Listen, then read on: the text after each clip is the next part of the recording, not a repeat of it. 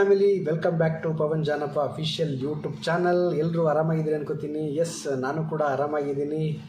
ಎಲ್ಲ ಕಡೆ ಒಂದೊಳ್ಳೆ ಮಳೆ ಆಗ್ತಾ ಇದೆ. ಸೊ ಮಳೆಯಲ್ಲಿ ಸಾಕಷ್ಟು ಜನಗಳು ಕೆಲಸಕ್ಕೆ ಹೋಗ್ತಾ ಇರ್ತೀರಾ, ಬರ್ತಾ ಇರ್ತೀರಾ. ದಿನನಿತ್ಯದ ಕೆಲವೊಂದಿಷ್ಟು ಕೆಲಸಗಳಾಗಲೇಬೇಕಾಗಿರುತ್ತೆ. ಸೊ ಹೋಗೋ ಕಡೆ ಬರೋ ಕಡೆ ತಮ್ಮ ಜಾಗೃತೆ ತಮ್ಮೆಲ್ಲರಿಗೂ ಇರಲಿ ಅಂತ ಹೇಳ್ತಾ, ತುಂಬ ಥ್ಯಾಂಕ್ಸ್. ಯಾಕಂದರೆ ಒಂದೊಳ್ಳೆ ಕಥೆಯ ಸಾರಸ್ಯವನ್ನು ಎಲ್ಲರೂ ಅನುಭವಿಸ್ತಾ ಇದ್ದೀರಾ, ಹಾಗೆ ಒಂದೊಳ್ಳೆ ಸಪೋರ್ಟ್ ಮಾಡ್ತಾ ಇದ್ದೀರಾ. ಸೊ ನಿಮ್ಮೆಲ್ಲರಿಗೂ ನಾನು ಥ್ಯಾಂಕ್ ಯು ಅಂತ ಹೇಳ್ತಾ, ಸೊ ಕಥೆಯ ಇನ್ನೊಂದು ಅಧ್ಯಾಯ ಇವತ್ತಿಂದ ಸ್ಟಾರ್ಟ್ ಆಗುತ್ತೆ.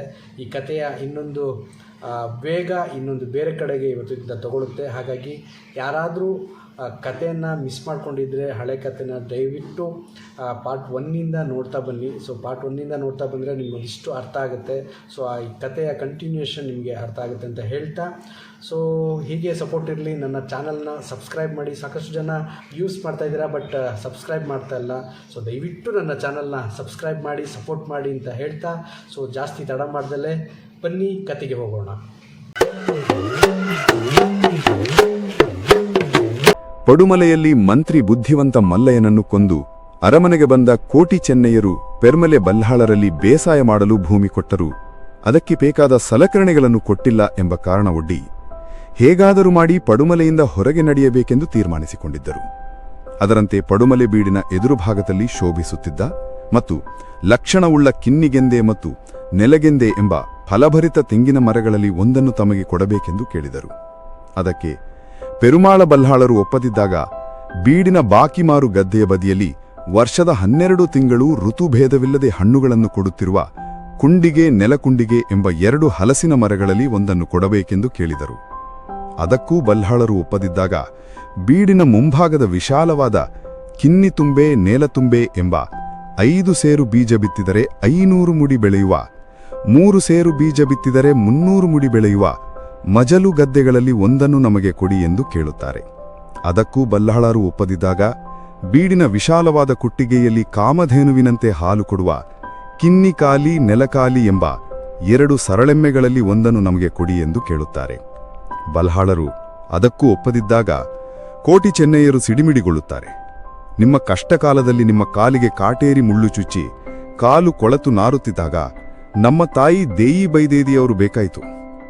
ಬೇರು ಮದ್ದಿನ ಆರೈಕೆ ಮಾಡಿ ತುಂಬು ಗರ್ಭಿಣಿಯಾಗಿದ್ದ ನಮ್ಮ ತಾಯಿ ನಿಮ್ಮ ಜೀವ ಉಳಿಸಿದರೂ ಅವಳ ಸೇಜಪಾಲ ಕೊಡುವ ಕಾಲಕ್ಕೆ ನಿಮಗೆ ನೀವು ಕೊಟ್ಟ ಮಾತು ಮರೆತು ಹೋಯಿತು.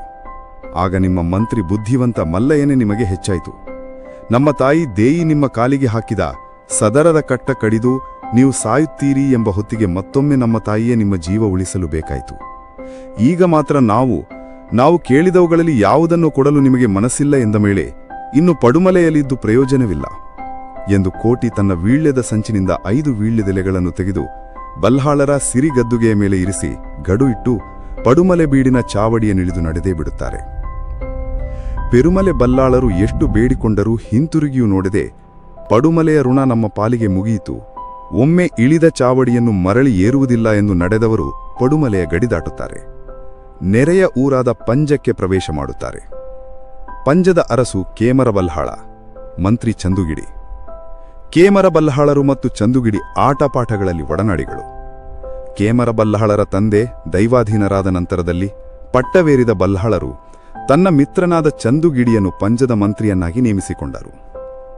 ಅಲ್ಪಬುದ್ಧಿಯವನು, ಕೃಪಣನು, ದುಷ್ಟಕಾಮಿಯೂ ದುರ್ಗುಣನೂ ಮತ್ಸರಿಯೂ ಆದಂಥ ಚಂದುಗಿಡಿಯು ಕೇಮರ ಬಲ್ಹಾಳರ ತಂದೆಯ ಕಾಲದಲ್ಲಿ ಮಂತ್ರಿಯಾಗಿದ್ದ ಪಯ್ಯ ಬೈದನನ್ನು ಮುಳುಗಿಸಿಯೇ ಮಂತ್ರಿಯಾದವ. ಚಂದುಗಿಡಿ ಮಂತ್ರಿಯಾದ ಮೇಲೆ ಕೇಮರ ಬಲ್ಲಾಳರು ಕೇವಲ ಉತ್ಸವ ಮೂರ್ತಿಯಾದರು. ಎಲ್ಲಾ ಕಾರುಬಾರು ಚಂದುಗಿಡಿಯದ್ದೇ. ಪಡುಮಲೆಯಲ್ಲಿ ಗಡು ಇಟ್ಟು ಹೊರಟ ಕೋಟಿ ಚೆನ್ನಯ್ಯರ ಬಗ್ಗೆ ಗೂಢಚಾರರಿಂದ ಪಂಜದವರೆಗೂ ಸುದ್ದಿ ಮುಟ್ಟುತ್ತದೆ. ಒಂದು ವೇಳೆ ಅವರು ಪಂಜಕ್ಕೆ ಬಂದರೆ ತನ್ನ ಸ್ಥಾನಮಾನಕ್ಕೆ ತೊಂದರೆಯಾದೀತು ಎಂದು ಚಂದುಗಿಡಿ ಯೋಚಿಸುತ್ತಾನೆ. ಪಡುಮಲೆಯಿಂದ ಪಂಜಕ್ಕೆ ಬರುವ ದಾರಿಯಲ್ಲಿಯೇ ಅವರಿಗೊಂದು ಗತಿ ಕಾಣಿಸಬೇಕೆಂಬ ಸಂಚು ಮಾಡಿದ.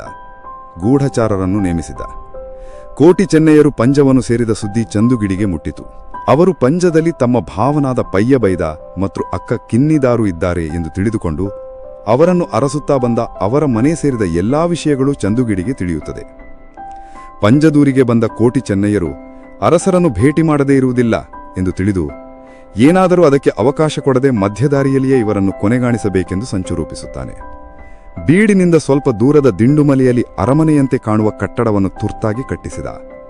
ಆದರೆ ಒಂದೇ ಬಾಗಿಲನ ವ್ಯವಸ್ಥೆ ಮಾಡಿ ಅಲ್ಲಿಯೇ ಅವರನ್ನು ಬಂಧಿಸಿ ನಾಶಪಡಿಸಬೇಕೆಂದು ಸಂಚು ನಡೆಸಿದ. ಪಯ್ಯಬೈದನು ಮೊದಲು ಬೀಡಿನ ಮಂತ್ರಿಯಾಗಿದ್ದರೂ ಈಗ ಅರಸರ ಭೇಟಿ ಮಾಡಬೇಕಾಗಿದ್ದರೆ ಚಂದುಗಿಡಿಯ ಅನುಮತಿ ಬೇಕೇ ಬೇಕಿತ್ತು. ಯಾವ ಕೆಲಸವೂ ಚಂದುಗಿಡಿಯ ಗಮನಕ್ಕೆ ಬರದೆ ನೇರವಾಗಿ ವ್ಯವಹಾರ ನಡೆಯದಂತೆ ಮಂತ್ರಿಯು ಪಂಜದಲ್ಲಿ ವ್ಯವಸ್ಥೆ ಮಾಡಿಕೊಂಡಿದ್ದ. ಹಾಗೆ ಪಯ್ಯಬೈದನು ಕೋಟಿ ಚೆನ್ನೆಯರನ್ನು ಅರಸರಿಗೆ ಭೇಟಿ ಮಾಡಿಸುವುದಕ್ಕಾಗಿ ಮಂತ್ರಿ ಚಂದುಗಿಡಿಯಲ್ಲಿ ಸಮಾಲೋಚಿಸಿದ. ಕುತಂತ್ರಿಯಾದ ಮಂತ್ರಿ ಚಂದುಗಿಡಿ ಅದಕ್ಕೇನಂತೆ ಭೇಟಿ ಮಾಡಿಸು ಎಂದು ಭರವಸೆಯನ್ನು ಕೊಟ್ಟಿದ್ದ. ಹಾಗೇ ಒಂದು ದಿನ ನಿಗದಿಪಡಿಸಿ ಕೋಟಿ ಚೆನ್ನೆಯರು ಕೇಮರ ಬಲ್ಹಾಳರನ್ನು ಭೇಟಿ ಮಾಡಿ ಅವರ ಆಶ್ರಯ ಕೇಳುವುದೆಂದು ಹೊರಡುತ್ತಾರೆ. ಆದರೆ ಪಯ್ಯಬೈದನಿಗೆ ಅವರೊಂದಿಗೆ ಹೋಗಲು ಅನುಮತಿ ಸಿಗಲಿಲ್ಲ.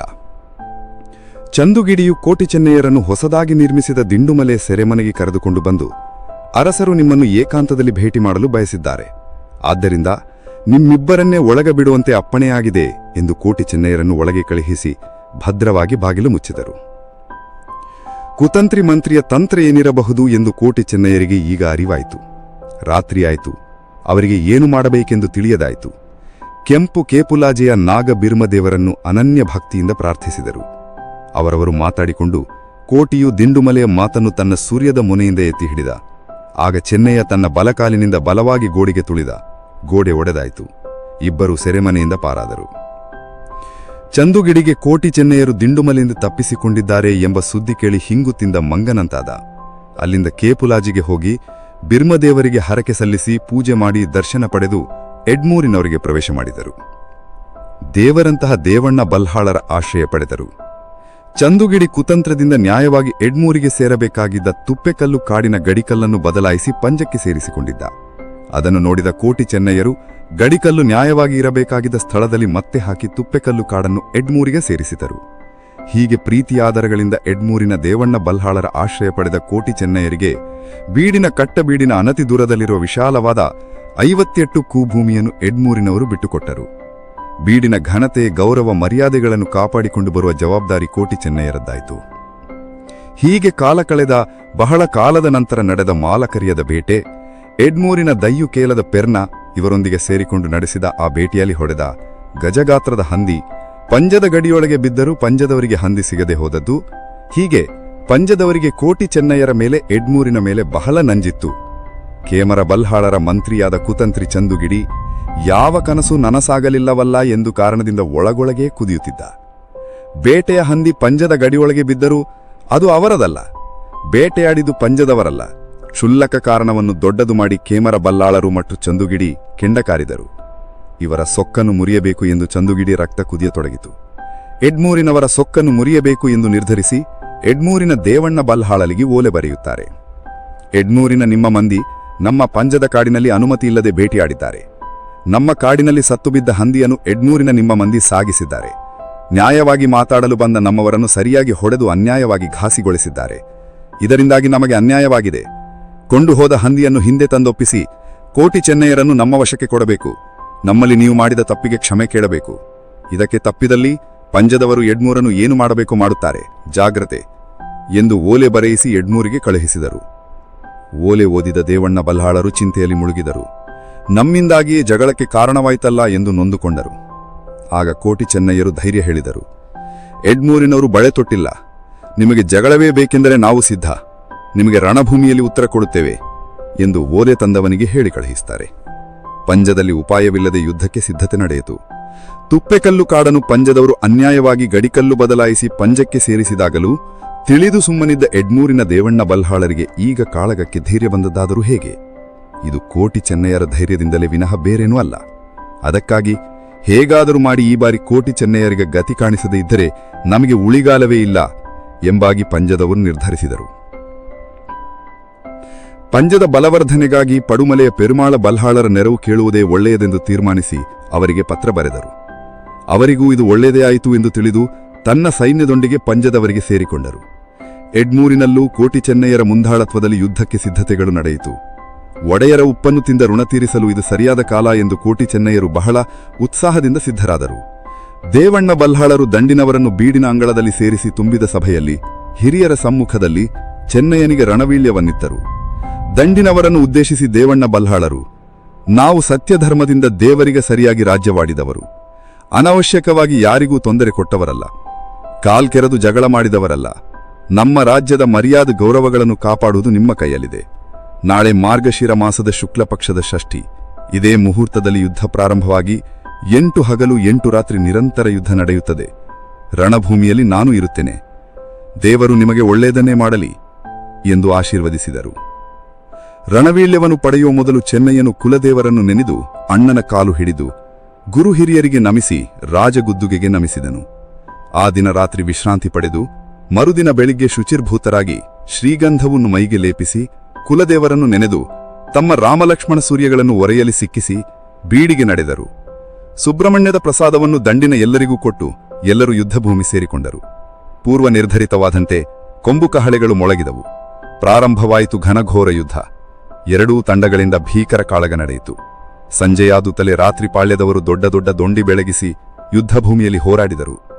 ರಾತ್ರಿ ಹಗಲೆನ್ನದೇ ರಾಜ್ಯದ ಉನ್ನತಿಗಾಗಿ ಮರ್ಯಾದೆ ಗೌರವಗಳಿಗಾಗಿ ಮನೆಮಂದಿಯ ಪರಿವೆಯೇ ಇಲ್ಲದೆ ಹೋರಾಡಿದ್ದರು.